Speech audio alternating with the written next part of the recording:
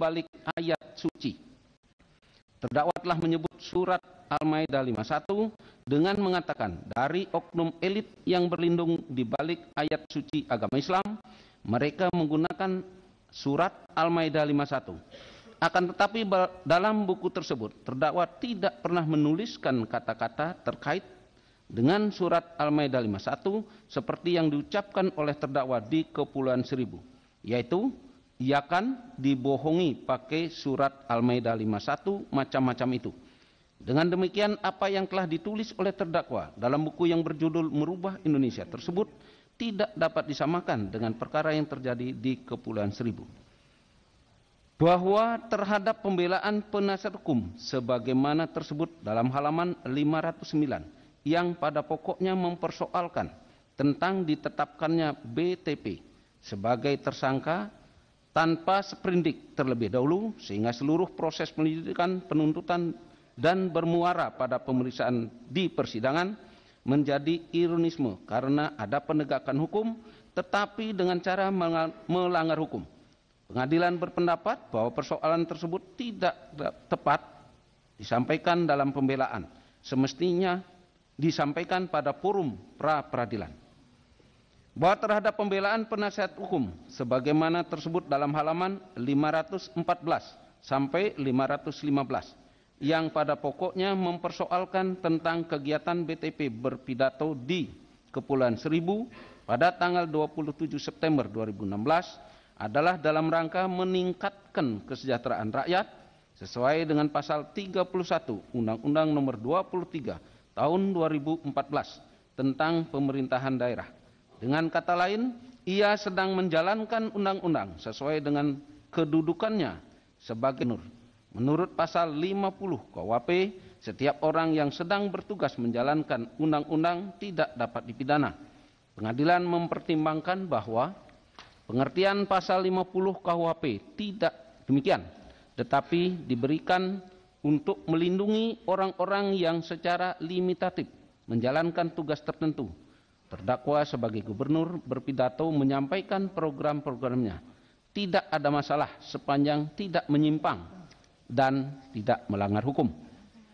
Bahwa terhadap pembelaan penasihat hukum sebagaimana tersebut dalam halaman 515 yang pada pokoknya mempersoalkan tentang keterangan para ahli yang diajukan oleh penuntut umum harus diabaikan karena ahli-ahli tersebut punya kepentingan dan ada yang berafiliasi kepada FPI dan ada pula yang berafiliasi kepada MUI. Pengadilan berpendapat bahwa persoalan pokok dalam perkara ini bukan mengenai persoalan antara terdakwa dengan MUI maupun FPI. Bahwa pembelaan penasihat hukum yang diberi judul terkoyaknya kebinekaan, pengadilan tidak sependapat dengan hal tersebut karena kasus terdakwa murni merupakan kasus pidana yang digambarkan oleh penasihat hukum seolah-olah terdakwa merupakan korban anti keberagaman berdasarkan suku, agama, ras, dan antar golongan. Padahal faktanya terdakwa sendirilah sebagai pelaku yang menimbulkan kegaduhan di masyarakat karena ucapannya yang seharusnya terdakwa sebagai gubernur sekaligus pelayan masyarakat harus mempunyai sifat kenegarawanan. Selain bersifat bersih, tegas, jujur, dan harus sopan santun, sehingga menjadi tauladan bagi masyarakat yang dipimpinnya. Bahwa terhadap keberatan lainnya dari penasihat hukum, pengadilan menilai hal tersebut tidak ada relevansinya untuk dipertimbangkan, maka haruslah dikesampingkan. Bahwa terhadap barang-barang bukti yang diajukan oleh penuntut umum dan penasihat hukum selain yang sudah dipertimbangkan di atas, dianggap tidak ada relevansinya dengan perkara ini, maka haruslah dikesampingkan pula. Menimbang bahwa dalam persidangan, pengadilan tidak menemukan hal-hal yang dapat menghapuskan pertanggungjawaban pidana, baik alasan pembenar maupun pemaaf, maka terdakwa harus mempertanggungjawabkan perbuatannya.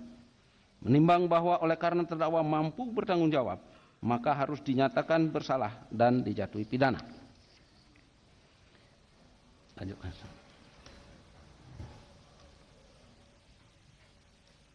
Menimbang bahwa untuk menjatuhkan pidana terhadap terdakwa, maka perlu dipertimbangkan terlebih dahulu keadaan yang memberatkan dan yang meringankan. Keadaan yang memberatkan, terdakwa tidak merasa bersalah. Perbuatan terdakwa telah menimbulkan keresahan dan mencederai umat Islam. Perbuatan terdakwa dapat memecah kerukunan antar umat beragama dan antar golongan. Keadaan yang meringankan, terdakwa belum pernah dihukum.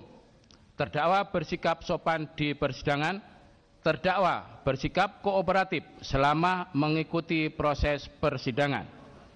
Menimbang bahwa selama penyidikan, penuntutan, dan pemeriksaan perkara ini terhadap terdakwa tidak dilakukan penahanan, dan terhadap penahanan terdakwa dipertimbangkan bahwa berdasarkan ketentuan pasal 193 ayat 2A KUHP menyebutkan pengadilan dalam menjatuhkan putusan jika terdakwa tidak ditahan dapat diperintahkan supaya terdakwa tersebut ditahan apabila dipenuhi ketentuan pasal 21 dan terdapat alasan cukup untuk itu, dan penjelasannya yang menyebutkan bahwa perintah penahanan terdakwa yang dimaksud adalah bila mana hakim pengadilan tingkat pertama yang memberi putusan berpendapat perlu dilakukannya penahanan tersebut karena dikhawatirkan bahwa selama putusan belum mempunyai kekuatan hukum tetap, terdakwa akan melarikan diri, merusak atau menghilangkan barang bukti ataupun mengulangi tindak pidana lagi. Menimbang bahwa pasal 21 ayat 4A KUHP menyebutkan penahanan tersebut hanya dapat dikenakan terhadap tersangka atau terdakwa yang melakukan tindak pidana dan atau percobaan maupun pemberian bantuan dalam tindak pidana tersebut, dalam hal tindak pidana itu diancam dengan pidana penjara 5 tahun atau lebih. Menimbang bahwa berdasarkan pertimbangan pengadilan, terdakwa telah dinyatakan terbukti melakukan tindak pidana sebagaimana tersebut dalam pasal 156 huruf A KUHP dengan ancaman pidana penjara selama-lamanya 5 tahun.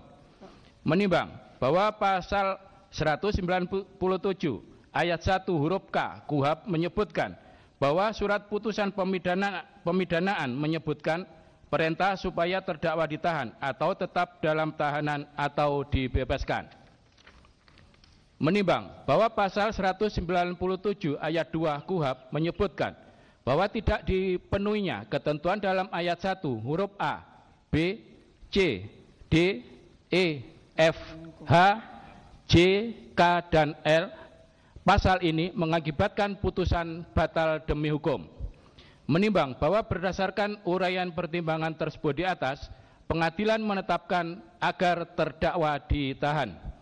Menimbang bahwa terhadap barang bukti yang diajukan oleh penuntut umum, oleh karena semua barang bukti tersebut telah disita untuk dijadikan sebagai barang bukti dalam perkara ini, dan semua barang bukti tersebut ada kaitan dengan tindak pidana yang didakwakan, maka pengadilan sependapat dengan penuntut umum bahwa semua barang bukti tersebut harus tetap terlampir dan menjadi bagian dari berkas perkara. Demikian pula terhadap semua barang bukti yang diajukan oleh penasihat hukum. Oleh karena semua barang bukti tersebut telah diajukan dan diserahkan untuk digunakan sebagai barang bukti dalam perkara ini, dan barang bukti tersebut ada kaitan dengan tindak pidana yang didakwakan, maka terhadap barang bukti tersebut pengadilan juga sependapat dengan penasihat hukum bahwa barang bukti tersebut harus tetap terlampir dan menjadi bagian dari berkas perkara. Menimbang bahwa oleh karena terdakwa terbukti bersalah dan dijatuhi pidana, maka sesuai dengan ketentuan pasal 222 ayat 1 Kitab Undang-Undang Hukum Acara Pidana atau KUHP, terdakwa harus pula dibebani untuk membayar biaya perkara yang besarnya akan ditentukan dalam amar putusan ini. Selanjutnya, memperhatikan pasal 156A huruf A KUHP dan pasal-pasal dari Undang-Undang Nomor 8 Tahun 1981 serta ketentuan lain yang bersangkutan, mengadili, menyatakan terdakwa Insinyur Basuki Cahayapurnama alias Ahok terbukti secara sah dan meyakinkan bersalah melakukan tindak pidana penodaan agama, menjatuhkan pidana kepada terdakwa oleh karena itu dengan pidana penjara selama 2 tahun, memerintahkan agar terdakwa ditahan, menetapkan barang bukti yang diajukan oleh penuntut umum berupa nomor 1 dan seterusnya. Dan barang bukti yang diajukan oleh penasihat hukum berupa nomor 1 dan seterusnya.